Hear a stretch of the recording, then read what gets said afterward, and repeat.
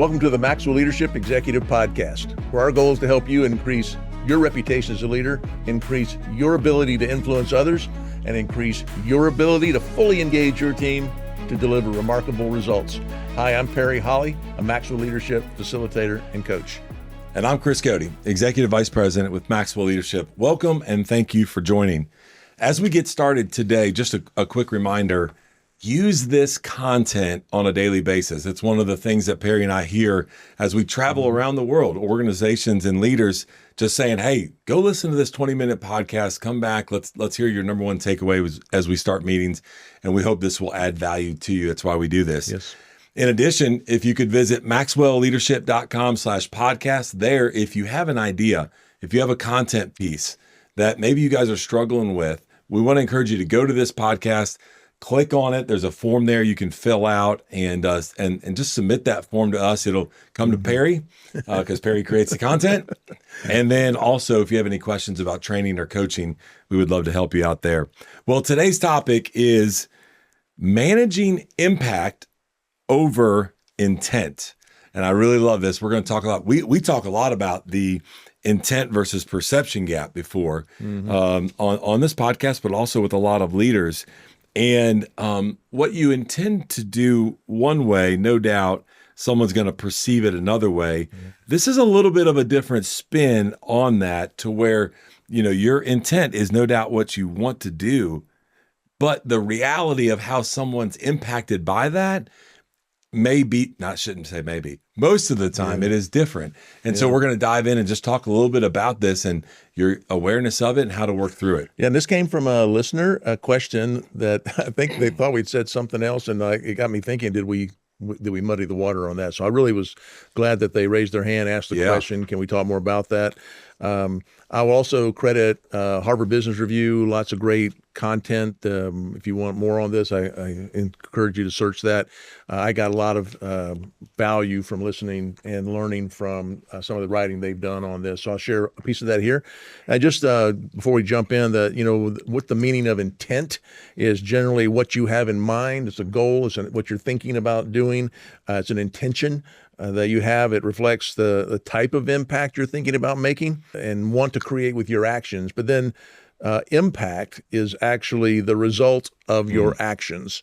So I intended one thing, like you said, I intended one thing, and I got impact from my actions. The results aren't necessarily the same as what you intended. Right. Then impact reflects the reality of your actions. So that was really kind of key to me, is that I don't know a leader on the planet that has bad intentions. I mean, there may be one, but we don't know them. Right. But they have good intentions, but the impact that is not as positive. Is that? And oftentimes when you hear that from your own personal experience, don't you just sit back and go, no, like, what were you thinking? How did that happen? Right. Yeah. I think we've all been there as communicators. I think talking to my wife just last night, we probably had that conversation. Right. Yeah. And this is something that we want you to think about both personally and professionally as you're communicating. And so, listen, even if you feel really, really good about your intentions, that is not going to stop the other person at times from feeling in a negative way if it impacted them in a negative way. That is their right. And you as a leader, we always talk about this, Perry and I do, is that you've got to close that gap. It's your responsibility, if you're leading the conversation, if you're leading the individual, whatever that might be, personally or professionally, to close that gap. And so we want you to make sure that your intent is pure, first of all. We often talk about in leadership, there's a fine line between influence and manipulation, and that's your motive.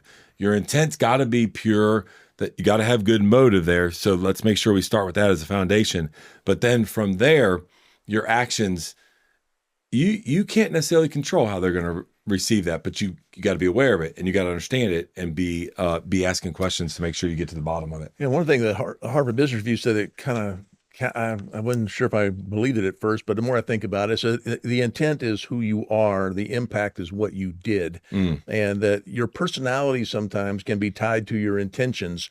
And that's funny, we've been talking about, we do Right Path, and I've been in a deep study of that in the last couple of days, and that I have a very specific personality and a temperament, and the way I've heard you say this, but what's it like to be on the other side of your leadership? Right. And so what I think it must be amazing. Awesome. Right? Unbelievable. Who wouldn't want to be on the other side of my leadership? But that, I don't think I ever intend to hurt someone, but, I have a helpful personality. I want to help. I have these great intentions, but then my actions are going to really going to drive the impact of what I did. And I thought they said, most importantly, remember the difference. If someone tells you why it's important to know the difference, and somebody tells you that your actions impacted them negatively, if as they say your actions hurt me somehow to do that they're not attacking you as a person, they're just kind of attacking your, how it felt from the intentions that you had. So listen with the intent to understand how your actions impacted them instead of taking it personally. And so I often think, I didn't mean to hurt anybody. That's do I have a personal problem with somebody? No, my intentions were not perceived the way I expected them to be. When I make that statement to myself when I'm talking to myself, right, Chris, that's not what you intended to do, right? So what ends up happening as a leader, or even as an individual, thinking about this in everyday life, I automatically get defensive. Yes. Because that was not what my intent was. So then what ends up happening is now I'm not curious, which we talk a lot about. I'm not questioning. I'm not trying to understand, to your point. And then it gets downhill in a hurry because I want to get defensive. So what made me think about that, I'm going to put you on the spot for just a minute. 100%. Avid learner, you just heard him. He understands our right path and our profiles, but he was in a 2-day training just learning more. Always wants to help and serve. He doesn't know how to say no, and we're working on this. But when he gets to a point, he continues to say yes, but the way you might communicate it might be you're tired, right? And so the way that impact has on a team is like, hey, I don't think Perry's very engaged. I mean, he said yes, but then the way he responded right? And so, no, that wasn't your intent at all. That just is the way in the moment that you were feeling. So then when they say, hey, did it bother you that then you get like, no, right? Like it's this vicious cycle. And so I don't know if you sense or feel that at times, but I know that I do when that was not my intent. And then they call me out for it, which I want them to.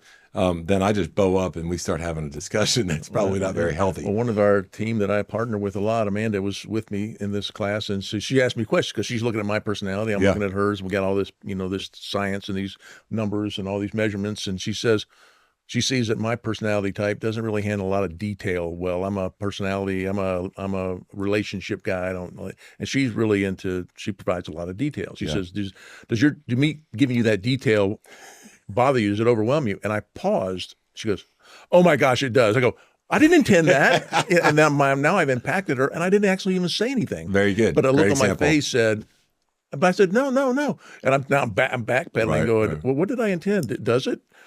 Sometimes, but not really. I mean, she does a great job of telling me why I need to have the detail. Then I say, oh yeah, she's going to make me look better in front of a classroom. I probably need to know that. Yeah. But I thought, man, she just all of a sudden she started. I could tell. I heard her feelings, and I didn't even say anything. Yeah. That reminds me. I'm sure in that situation we've heard John say many times before. Just be glad that I didn't say what I was thinking. Right in that moment. But no. Yeah. And that's the great thing about different personalities, and even just going down a squirrel trail for just a minute.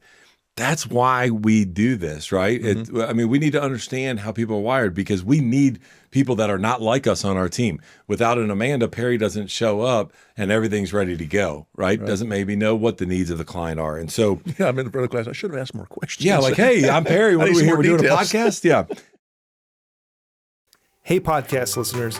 Many of you listening right now would probably love the autonomy that comes with owning your own business or becoming a coach that helps other businesses succeed. Well, we have a phenomenal strategy where you are 100% in control of your own business, earning income on your own terms, and have access to the people, tools, and resources you need to build a thriving leadership development business. When you become a Maxwell Leadership Certified team member, you join a global community of entrepreneurs led by our expert team of mentors and faculty, including John C. Maxwell. You'll also get one of the top leadership certifications in the world next to your name, giving you the boost you need to get started. Visit us online at maxwellleadership.com/join the team to find out more. So what can we do about this, Yep. right? So there's no doubt that, again, our intentions are going to have an impact on others. There's no doubt, even just through our examples here, it's going to lead to misunderstanding at times, maybe misalignment, even in that example that Perry just shared with Amanda. And as a leader, and you're leading a team, if you don't dig into this, it is going to undermine your ability to increase your influence and to get the team all together in a shared vision and where we're going. So you've got to be aware of how your words and your actions appear. I love this word you put in my notes, appear to others, right? And then this goes where I was just talking about, instead of getting defensive, you got to take responsibility for the impact that you had on that individual, because they're not wrong, right? That is the way that they receive that information, even though it wasn't your intent. Yeah, I think you said something a minute ago that it just occurred to me that's probably really important, but you said, probably had this with my wife last night, this conversation. This is such a life thing. Oh, It- man. it is not just your work and your team. I can't imagine how many times just coming through the door and I had good intentions, but they were received differently. My impact was evident through the actions and things that happened. And I just want to encourage everyone that's listening, don't just make this a work No. thing. It goes with you where you are. I was also thinking about also that your intentions are your original plan, but while the impact of what happens is really a result of your actions. So it's important and it's really a self-awareness thing. Can you be really aware of how your behavior can affect others? And we've talked here before about you're always making people feel something. Yeah. What is it you make people feel? And are you aware of that? And then could you do it on purpose? So if I want to have good impact with my team, even though my intentions are pure at the best part, I don't have any bad intentions, but the way it comes across, the way my behaviors may impact that action can be very negative. Absolutely. I was thinking about, when you were just talking real quick, we do a lot of work with teams on conflict resolution, tough conversations.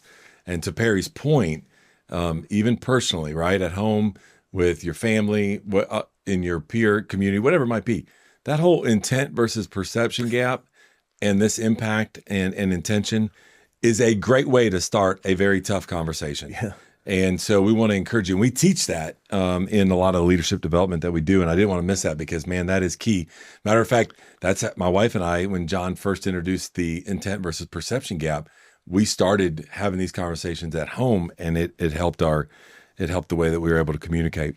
I think also it is good to acknowledge that the intentions that you have they're personal to you, right? Mm-hmm. Like that's why I'm gonna go back to this. That's why I get defensive, because they're personal. I knew what my intent was, and I knew I had a good motive, but that impact is observable to others, right? They are going to take it personally as well. And so you may feel confident about your ideas, but how you then behave can have a completely different effect on someone else. So going a little bit deeper and even thinking about the behavior behind your intentions is going to have an impact on those that you're communicating with. That led to something else that the HBR folks had called out about. It's a communication issue. How you communicate. We talk a lot about how important communication is to leadership, that the way you communicate can affect how people perceive you and then your message to boot. So how I'm seeing you, they're going to see how I see your message. So I'm thinking a real tactic here would be to try to focus your words and your actions to ensure they align with your intention. Yeah. So I'm going to maybe have to think a little more before I speak. I may need to be sure that what I'm speaking is aligned with my my intentions, or aligned with my words, and then my actions back those up even more. Then I can convey the message really more clearly to others. Again, I'm thinking at home is that we get a little quick with words sometimes with people that we're closest with. 100%. That I hadn't really thought about how it would come out, how that might sound, and I didn't align my words, my intention, or my actions, and now I can't figure out why I'm in the ditch. So, or on the couch. Yeah, right. Either way it may be. Yeah, and with your team, this, I think what Perry's talking about, this is one of the quickest ways for you as a leader and as a team lead to erode the trust that you may have built with them. and to be disconnected from them. And that's not what we want, right? When we think about where we want to go as a team and as an organization and increase your influence, we want to be connected. We talk about this at level 2 in the 5 levels, and we want to build that trust, which takes time. So you lose it quickly, takes time to build it. This is key to understand to make sure that you don't erode that trust. Your actions, no doubt, can have a significant impact on the team. You can set a good example by being clear about your expectations, communicating clearly, and giving constructive feedback. Focusing on your actions is important if you want to motivate and inspire your team. The old statement of, what you do speaks so loudly, I can't even hear what you're saying. Right. And so again, thinking about the actions, the intent behind your actions, and then how those actions are received by your team. And I put this last piece in. It was because we do so much on the generational diversity and differences and inclusive leadership and appreciating differences of people, is that because of our differences, and it could be, nationality, ethnicity, age, gender, race, there's just a number of diverse aspects of all of us that everyone kind of can see things through their own lens differently. And so again, your intentions, while noble and probably good, come across as, I'm thinking, how do I need to think about, reflect on how it's going to be received by, we have many talks about, especially generational diversity, how the different generations, so how I speak as a baby boomer sounds to a Gen Z completely or different. Sounds to an X. My intentions were good, but you sounded condescending. Your impact on me is negative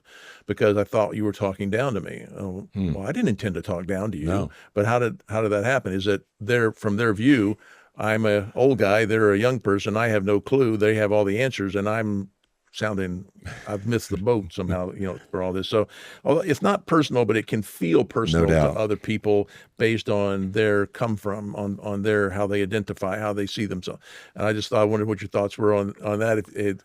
Communicating, and I want my impact to be strong and the positive that we have, but sometimes it gets off base for no cause of my own. But no cause. It's completely unintentional, right? So let's use the other side of that, where it's not what you meant, but it gets off in a hurry, and then it can go down a bad path in regards to your connection with the individual. And I think what you're saying too is that as leaders, it's our responsibility to understand how our team, our family, our peers are wired, and then adjust your leadership style, your communication style to that. It makes me think of one of our great partners. I'll use the name Brian, and their organization walks around. They believe in this so much that they walk around. They use a personality profile where it has 4 different colors, the MBS system. And I was thinking about the generational gap between he and I, and how do we connect.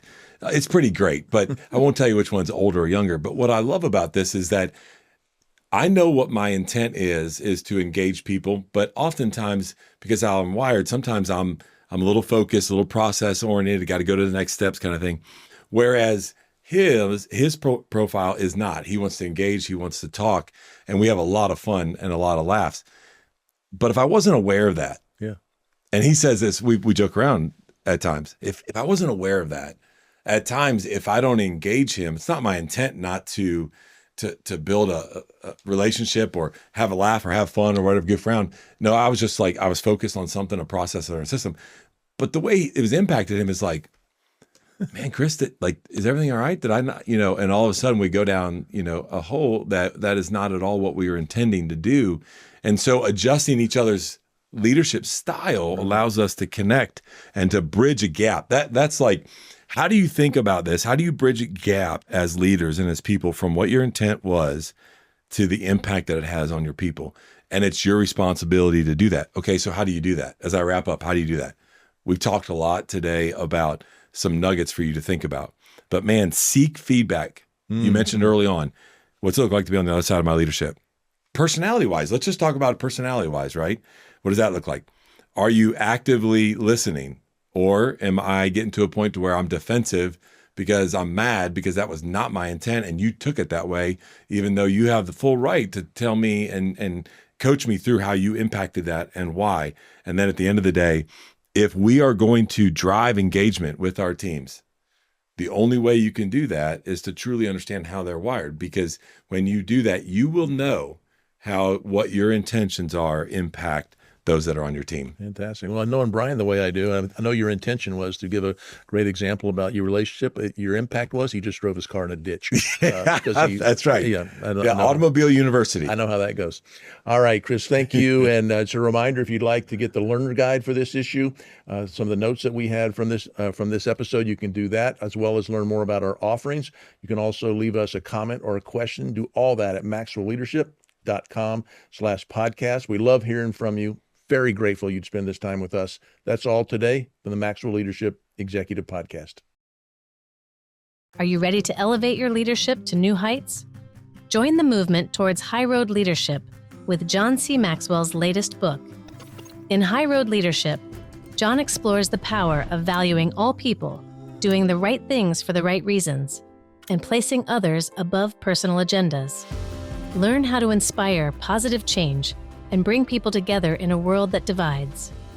Order now and receive exclusive bonuses, including a keynote on High Road Leadership by John Maxwell himself and a sneak peek into 3 impactful chapters. Take the first step towards becoming a high road leader. Visit highroadleadershipbook.com to order your copy today.